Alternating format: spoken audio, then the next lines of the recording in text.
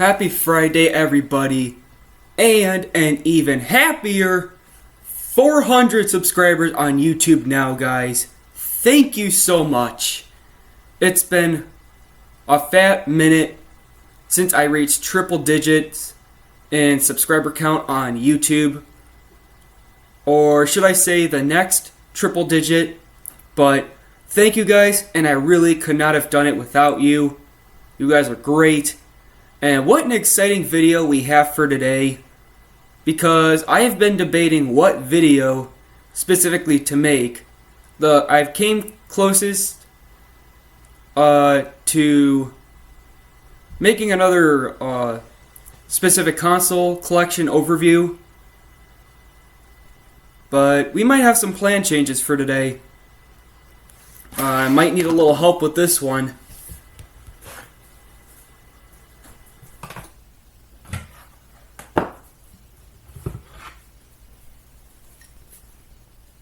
I made sure to add some extra water to the coffee maker this time, because we're going to need it. So, what can we do tonight to celebrate 400 subscribers?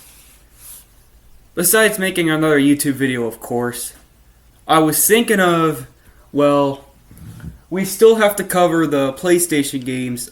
Game Boy Color, well, you've pretty much seen my Game Boy Advance collection. Definitely going to go over my NES collection at some point.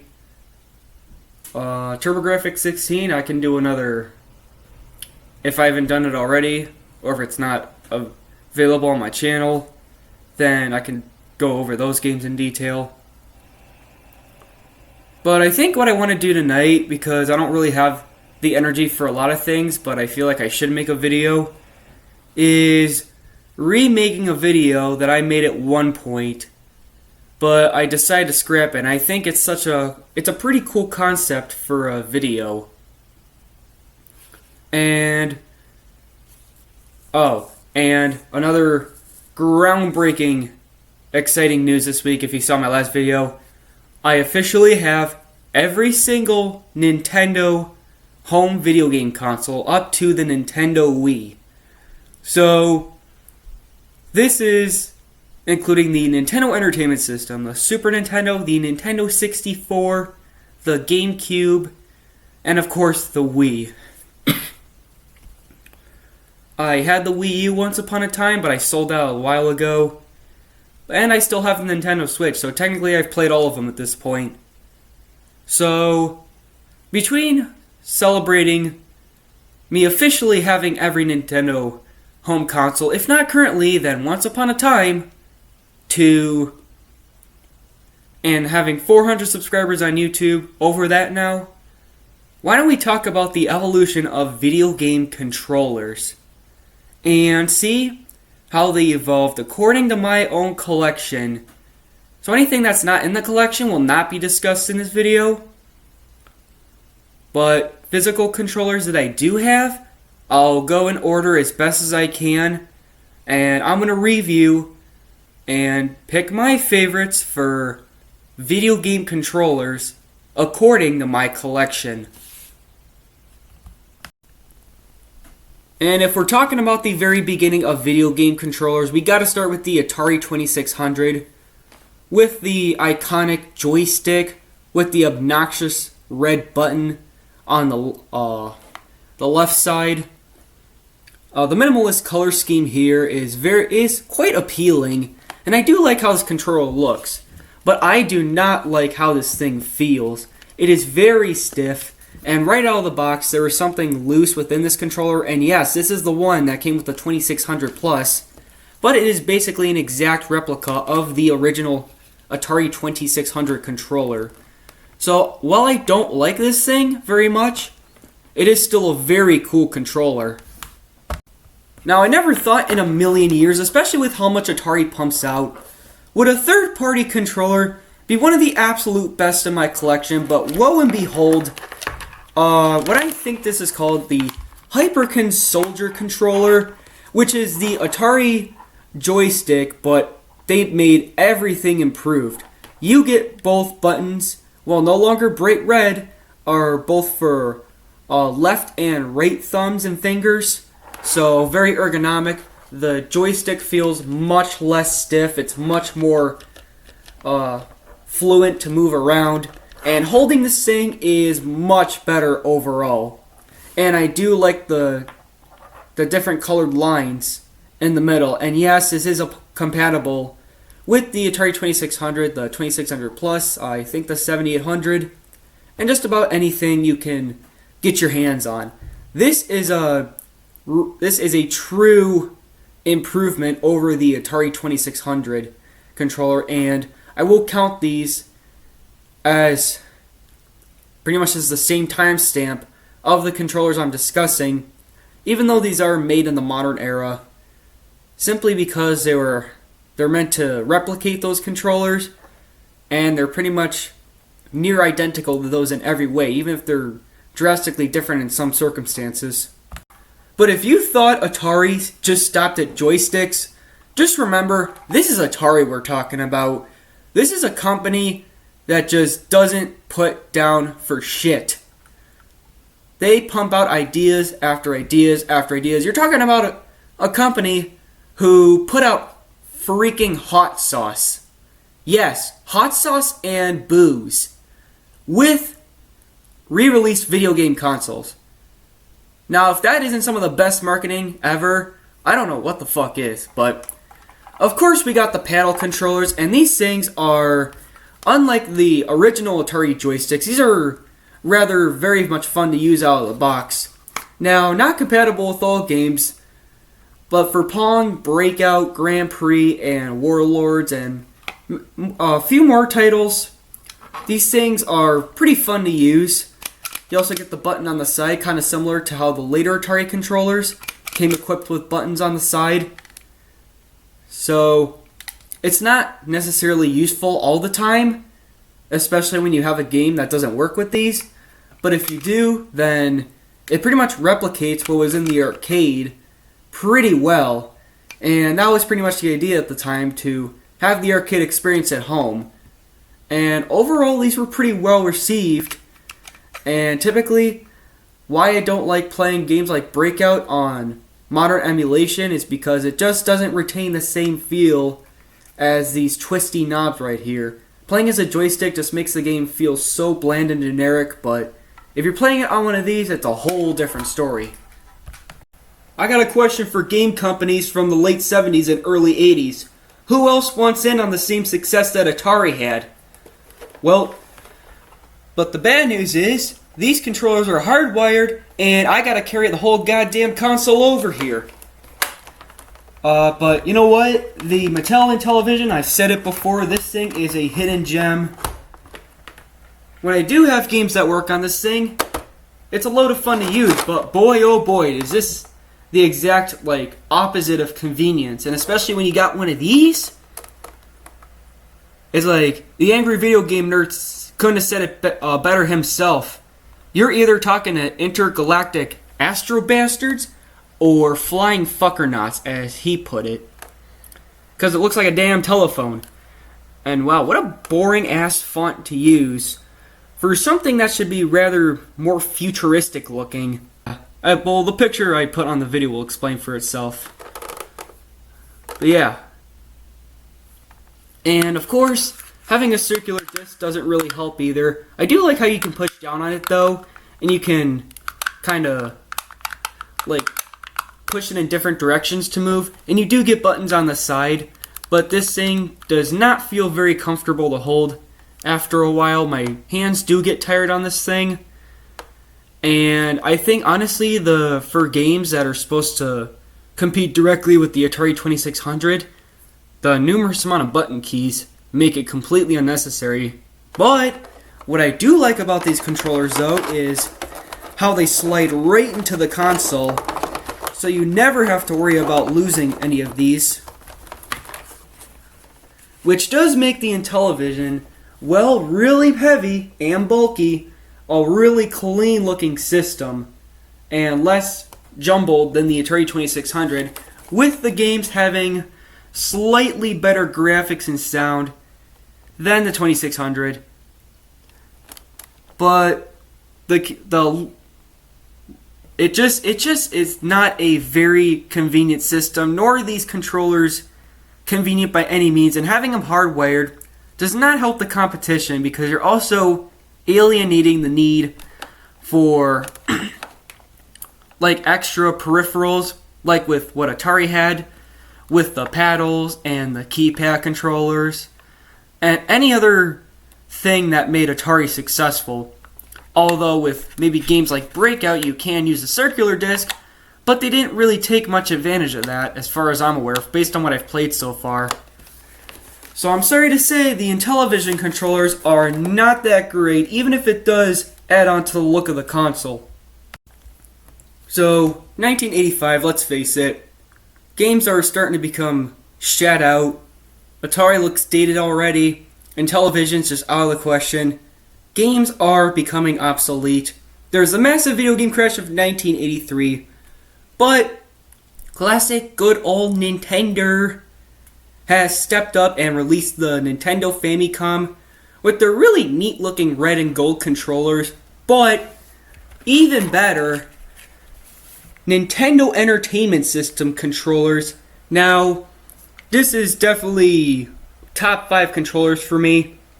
This is one of the first truly retro controllers I had the pleasure of having with my Nintendo Entertainment System Classic Edition. I love this thing, and getting getting the regular NES and getting one of these things doesn't feel much different from the experience, and in fact, it's the real deal right here. Now look at that color scheme, and tell me that the black, gray, and red just doesn't pop first time you lay your hands on this thing.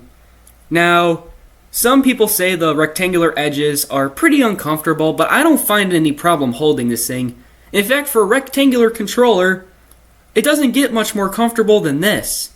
It's actually a very comfortable controller, and every retro gamer and their grandmother pretty much knows what the hell this thing is. They even patented the D-pad with those sweet looking arrows engraved into them. 5 out of 5 controller right here. And even if it doesn't have turbo, it just is an excellent controller. While I previously stated I am not the biggest fan of the Atari 2600 joystick for pretty obvious reasons, Atari hasn't really given up truly. And good thing, because they have released the Atari 7800, which I consider to be, personally, the better Atari console all around. And yes, it is a lot better than that fuck-ass 5200. Because it has a damn controller that works. Now, the joystick that came with the 7800 is also regarded to be a terrible controller, but that's when they took notes from Nintendo and released this thing.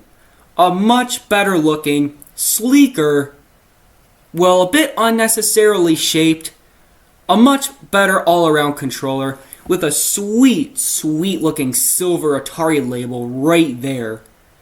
And wow, does this thing look awesome up close. The engraved red buttons feel nice until they get stuck, and then you gotta get in there with a toothbrush with some 91% IPA and get them to loosen up. But like the Sega Master System, they released a detachable little joystick that you can put onto the D-pad, or you can screw it off like so. So this is detachable, and you can play it like a D-pad. A little less symmetrical in position, but overall, probably the best Atari controller that you can get for any 2600 and especially 7800 title, especially since they were still releasing Nintendo games on Atari at the time. So overall, to me, the best Atari controller that they've came out with. But if you thought we were done with Nintendo, and admittedly, I wish I had more arcade joystick controllers in my collection, because these things are freaking sweet. And admittedly, that's my own fault, because I had a couple more at one point. Sold them, obviously. But I did manage to keep the NES Advantage, which I never really refurbished. And this thing annoys me when it doesn't, do what it's supposed to, but that's because it's probably still a little bit dirty on the inside. But if we're talking about good conditioned, like NES advantages, these things are a godsend.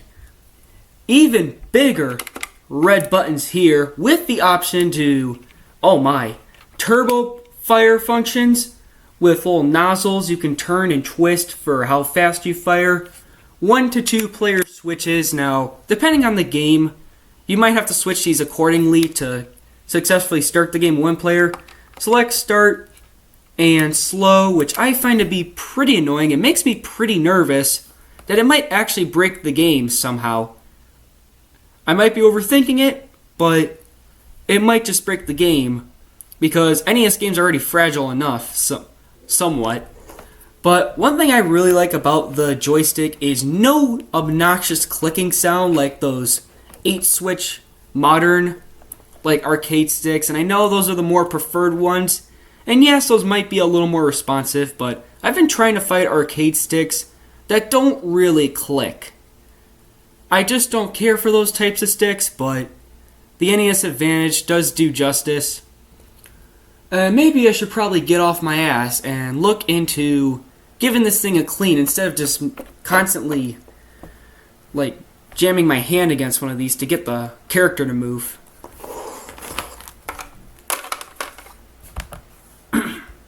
Stick 'em up! Nah, I'm just kidding. It's the NES Zapper. Alright, I probably should have reviewed this first before the Advantage, but we're talking about the same system here, so I guess for the purpose of this video, it's okay.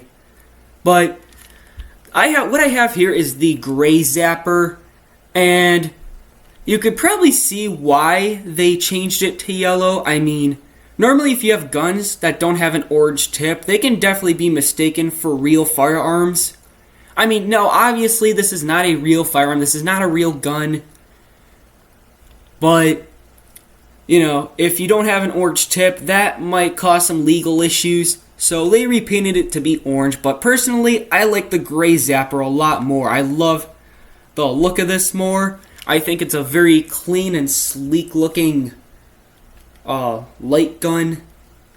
It does work. It works pretty well with Duck Hunt. Mine, obviously these don't work with a flat screen TV. You know, I haven't even tried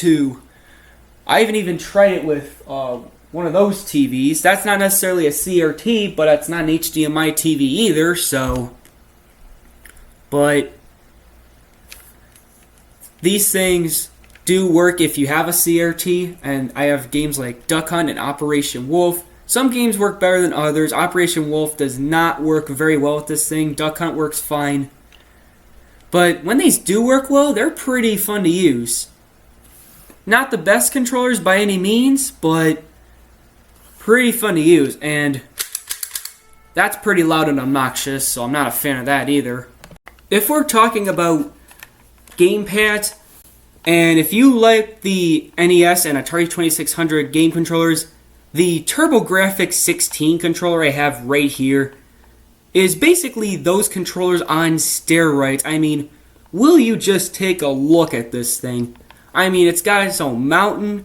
The orange and yellow and black color scheme just work great with this thing. And, of course, turbo switches for all those classic, notoriously great shooter games. And who needs to start a game when you can just run the fucker? Yeah. If we're talking gamepads, this is a gold medal for me. I love the TurboGrafx 16, aka PC Engine controller. And I do specifically like the TurboGrafx controller.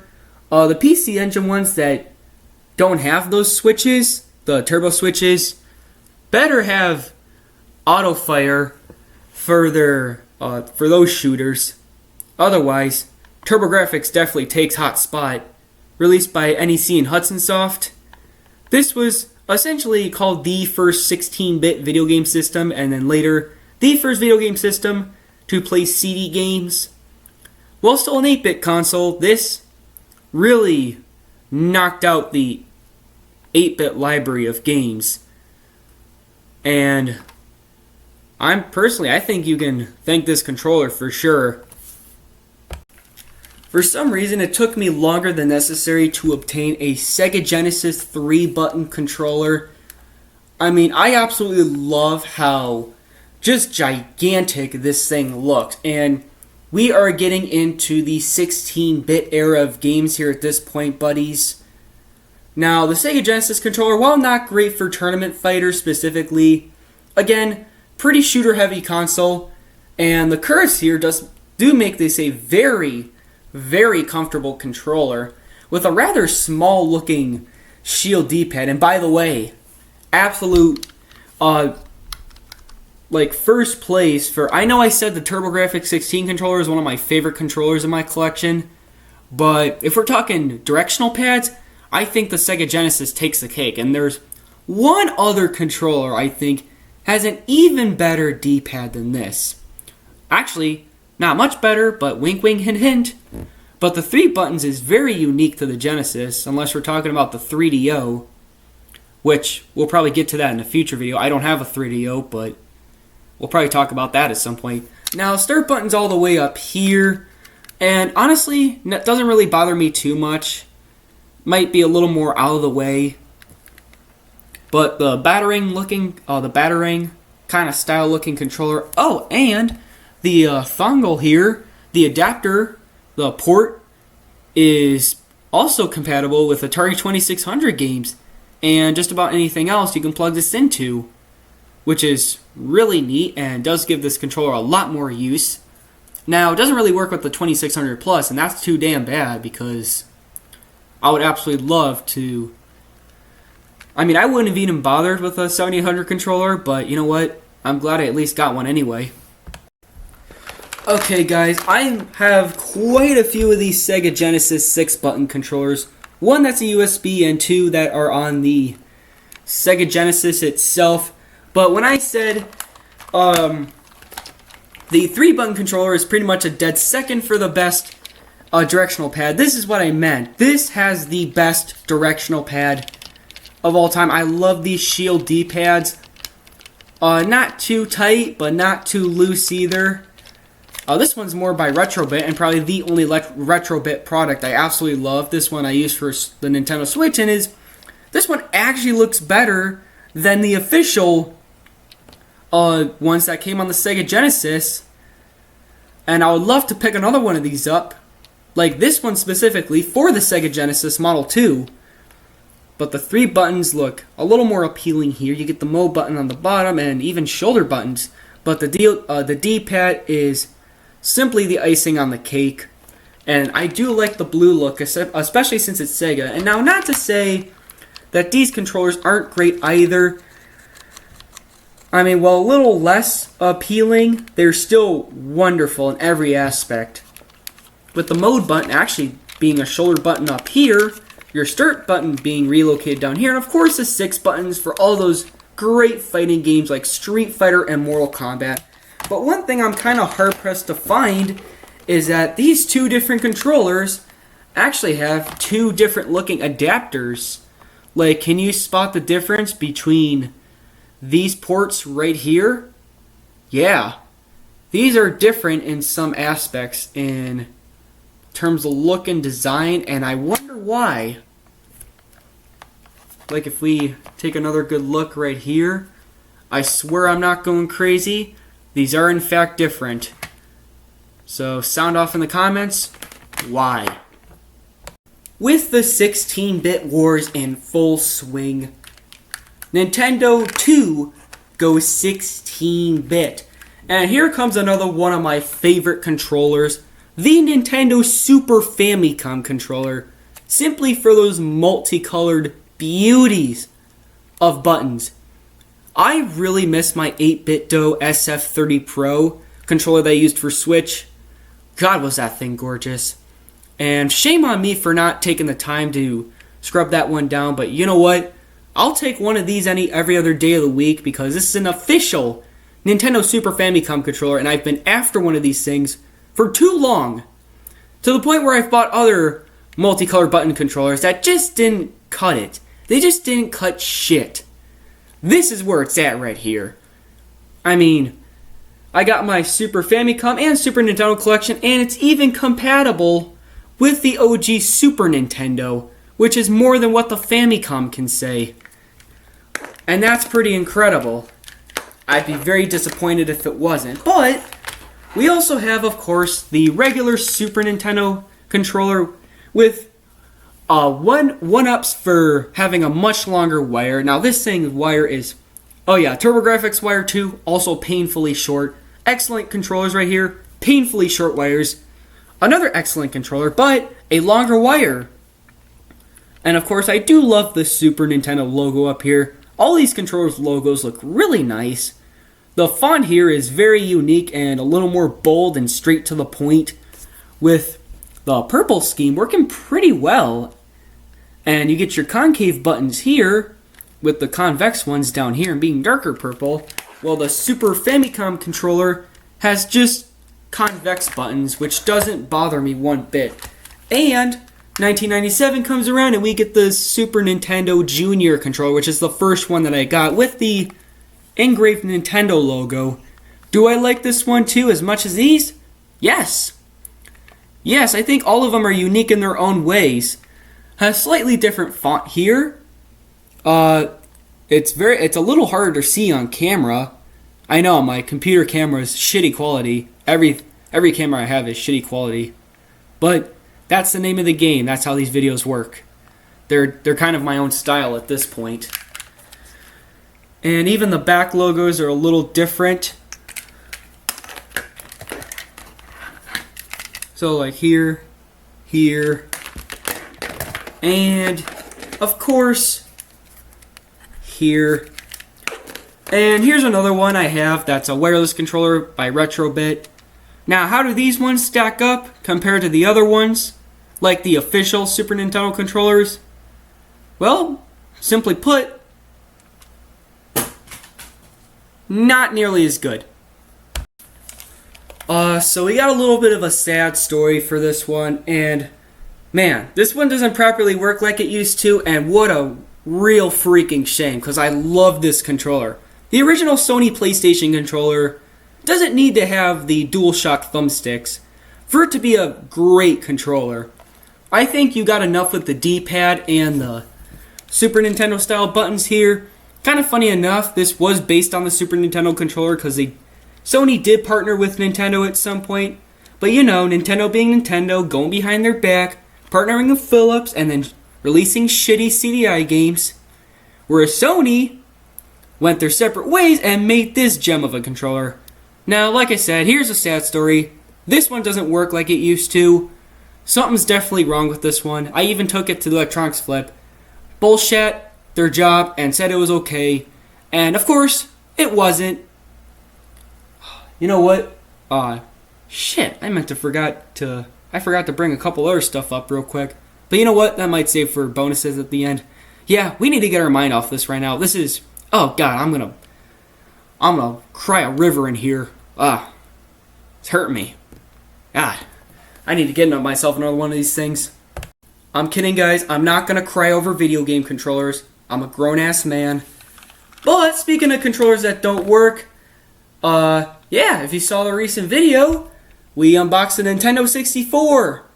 And of course, yeah, tonight was actually my first night trying this controller, and guess what? Surprise, surprise! Bam! Broken wire. So, I gotta get rid of this one, basically. Unless somebody can help me fix it. Yeah, loose middle stick right here. And you know what? After playing a few games, and yeah, even though this one's broken, I'm glad I can at least still talk about this. Because I do like the gray one better than the green one. I mean, with the gray, all the buttons just show their true colors here, and it just looks...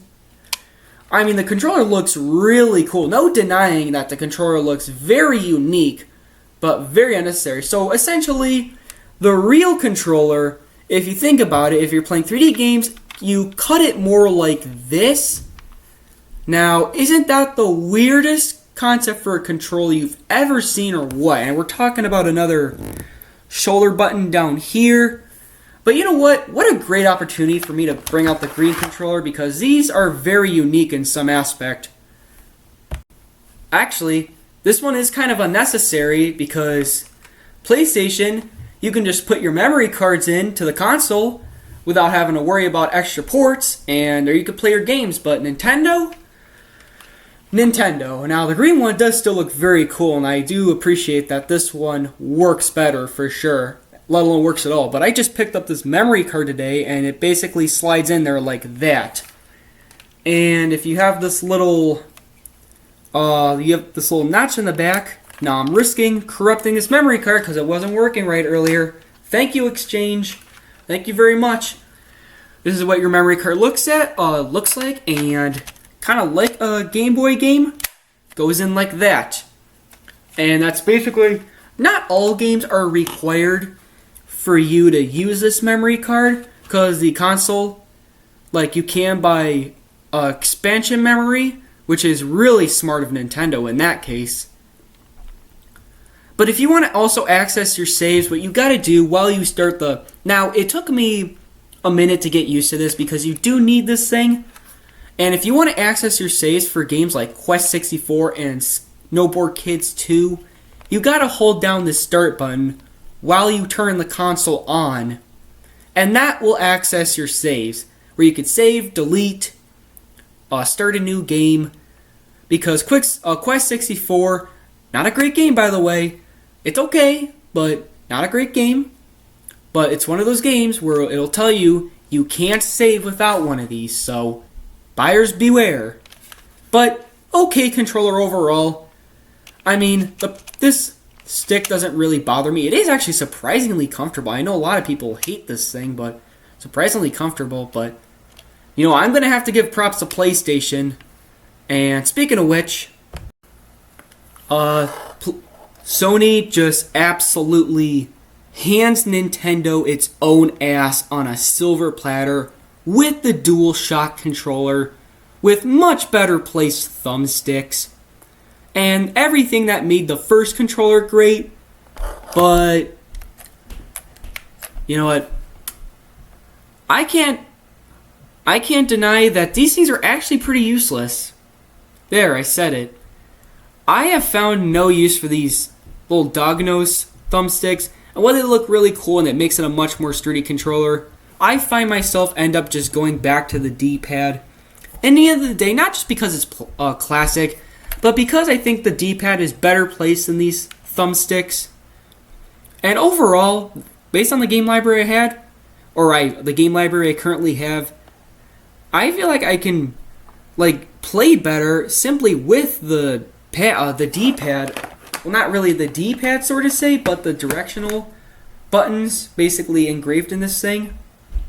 So, now the PlayStation 2 controller, which we'll get to in a second, those games you would need more. Now, if you're hooking this up to a PS2, those games more or less require the dog-nose thumbsticks, as a lot of people like to call them. Now we're getting somewhere. Now this thing is a little more useful. But in terms of OG PlayStation games, I would definitely recommend using the directional pad here. And the PlayStation 2 OEM controller is just about the same thing. This is the black one right here, which is basically the prime color of the PS2. And yeah, actually it does feel a little bit lighter than the PlayStation 1 controller. I like the look of the PlayStation 1 controller a little more. I do like that gray color scheme, the grayscale. Everything here just blends in a little too well, if you know what I mean. There's not enough color here. Although the buttons do make it pop a little bit, but as far as being a controller itself, it's very good. It's a very good controller. Definitely a top one for sure. And I feel like I'm dogging on it a little bit, speaking of dog-nose thumbsticks, but hey, I said it in a previous video a long time ago, and I'll say it again, these are some of my best controllers. But Nintendo comes back in the ring, takes the silver silver platter here, takes its ass, puts it back on, takes PlayStation's ass, puts its ass on a silver platter, and comes out with the GameCube controller. Weirdly placed buttons, but man, I mean, you want to talk about the best shoulder pads, the best looking controller, the most creative controller. Now, the placement of buttons here isn't good with all games. Now, if we're talking about emulating, might I recommend the PlayStation controllers? But even though I still use this for emulation, and GameCube games and Wii games, these are where it's at, especially the silver one right here, which looks great. Why it only came with one Z button here, why it didn't come with both like in the later Nintendo Switch revisions, I mean, doesn't bother me that much though, because, I mean, man, will you listen to those shoulder pads? Best shoulder buttons, period. And, per my last video, we also got the black one right here, which I had a Nintendo Switch version, but this one came back and is the original thing. Also very nice. And a little more scuffed up, little dirty purple one, but is the original. And still works overall. So yeah, 3 great controllers right here. I cannot stop having GameCube controllers in my collection. I had like 2 other Switch ones, one wired and one wireless. I bought them both times, sold them. The wired one, the Z-Stick already wore out, so the fact that these are still intact is nothing short of quality. The wired one, the batteries leaked in there, and instead of getting those repaired, I mean, which eventually it probably did, I did end up trading those in. But, I mean, these, in the end of the day, these are the original. These are, it does feel a little more downgraded if we're talking playing these on the Switch, which I do have an adapter for, by the way. These, in the end of the day, I think these don't get much better than the original. Third-party ones can get pretty ugly. If we're getting a little too much into GameCube here. But the original colored controllers are damn near perfect, and definitely an improvement over the Nintendo 64 controllers. And I would say I do prefer these personally over the PlayStation controllers, just simply for looks and aesthetics alone. Functionality, PlayStation does better, but if we're talking about aesthetics, Nintendo just pops. Am I right or am I wrong? So from this point on, Sony remains pretty consistent with their PlayStation controllers up to the PS4, and even then, they still take inspiration from when they first started with the DualShock, evolving from the original gamepad style controller. But Nintendo continues to try to innovate, and woe and behold,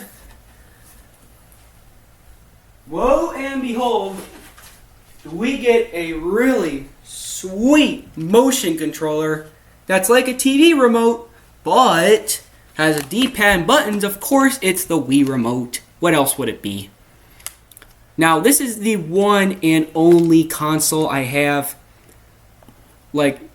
or that I don't have an official, bundled controller with, because another really good buddy of mine gave me his Nintendo Wii as a parting gift. He included this controller, which is, I gotta shout out to Rock Candy real quick. These controllers aren't too bad. They really do get the job done, and are compatible with another great Nintendo peripheral, the Wii Classic controller, which is great because that means if you want to play your hacked Wii games through emulation or games that are compatible with this, you don't even need a sensor bar. D-pad is top notch. Brings me back to when I had the DS, and these are basically the exact type of D-pads here. Buttons are classic. Everything about this controller is definitely 2000s-ish. Even the little thumbsticks right here.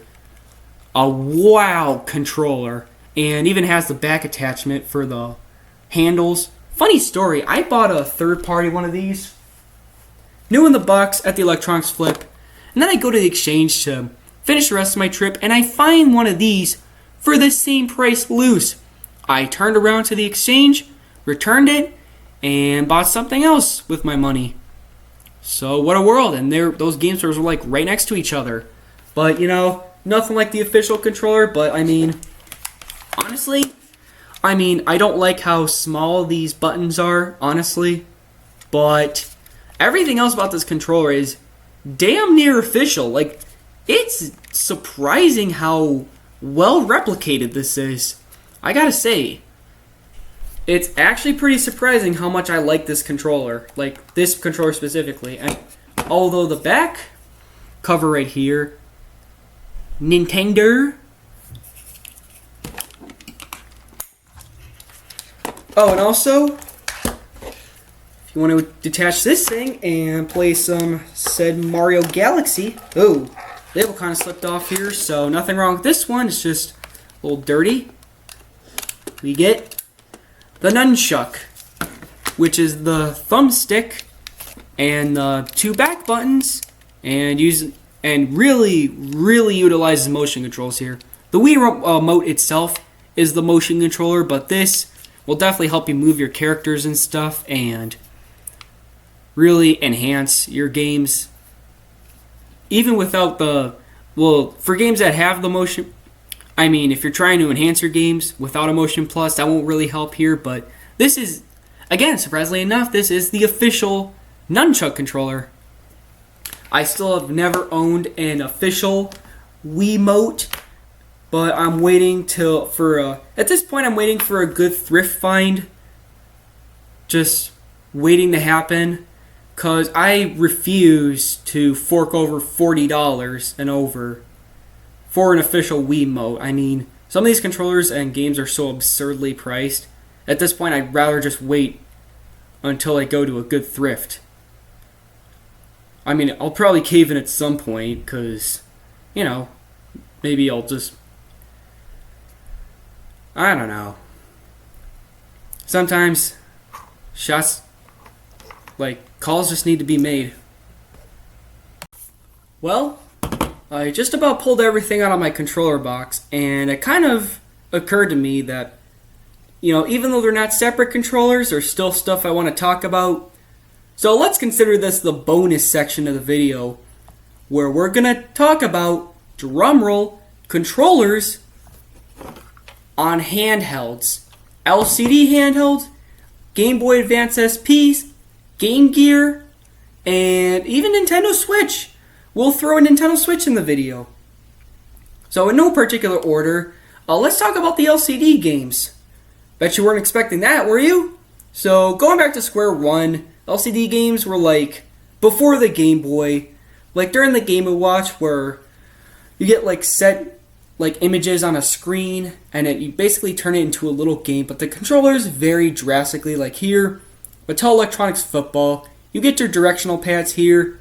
You get kick, score, start. I think I got that correct. I don't know if I got that. Use sound buttons. These are meant for one game and one game only. So for example, if you were just playing Tecmo Bowl, then expect to have an arcade style layout specifically for that game.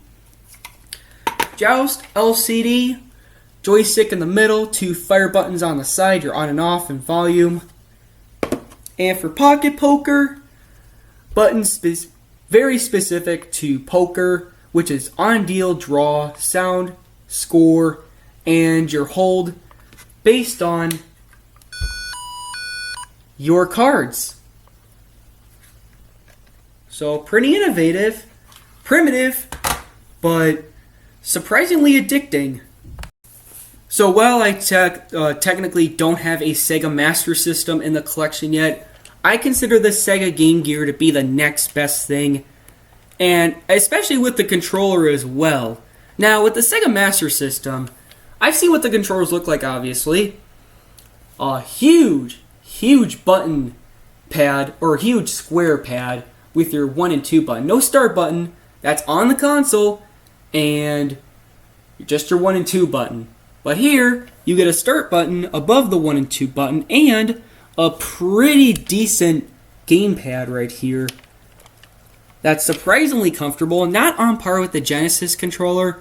And believe it or not, the portable version of the Sega Genesis, the Sega Nomad, is said to have the best Shield controller of all time.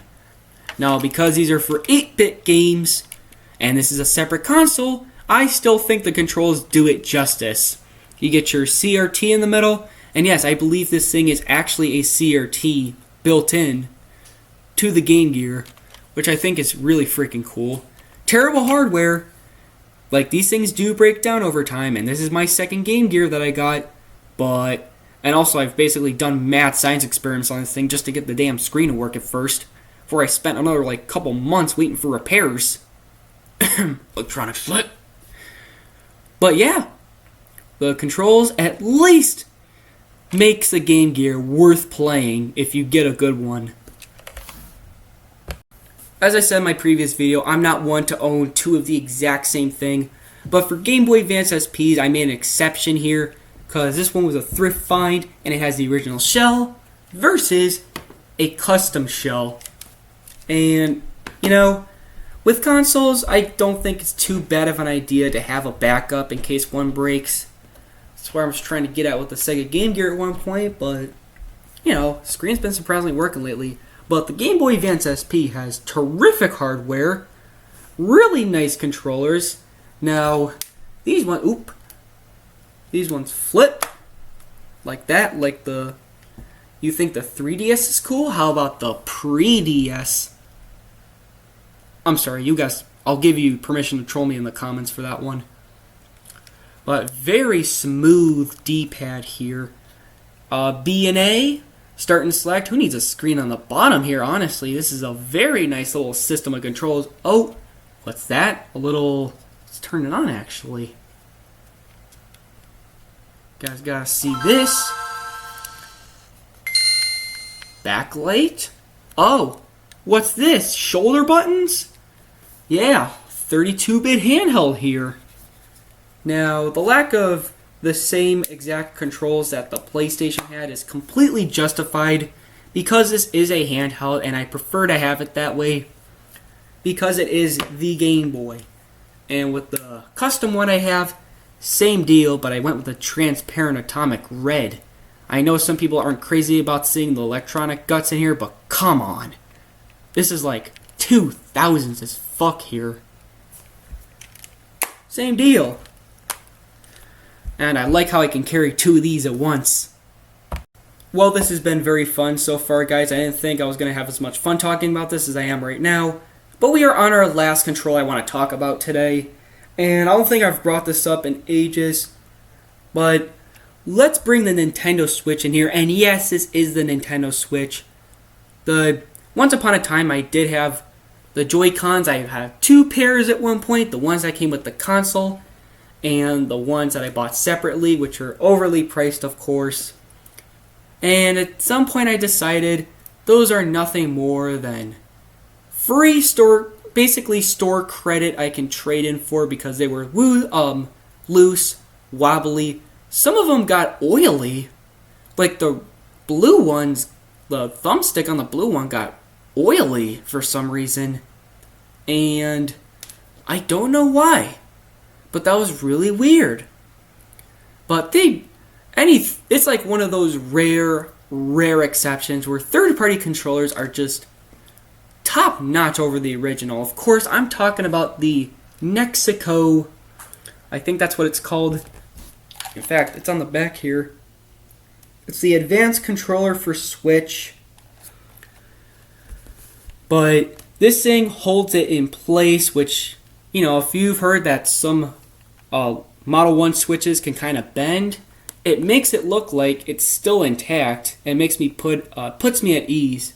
This one's a little bit used up at this point, a little bit scuffed, but I still like this thing a lot more than the Joy-Cons. For one, you get a proper D-pad here, which feels very tight and sturdy. Not Atari 2600 tight, like a good kind of tight.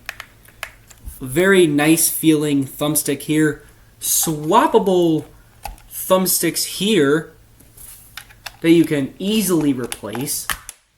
Shit. Very nice, much better feeling buttons. Damn. Trying to review a mirror mode is pretty tough. Your start and select, your shoulder buttons here, which do feel, for some reason, the Nintendo Switch Joy-Con ones sound so metallic and it's so annoying to hear those. These ones feel a lot sound a lot nicer, feel a lot nicer. The grips are a nice added touch. This is the overall next best thing to go with. And even if you can't play these in hand, even if you can't play these like regular Joy-Cons, well, those are fun, but I'd much rather just stick to handheld mode if it means I can use this controller. So, yeah, well, again, well used up, and I have dropped this before. Still works, and is still worth owning. Wow, that's a lot of controllers. And I think that's just about going to do it for today's video, guys. Thank you again for 400 subscribers. I love you all. And, have a great night.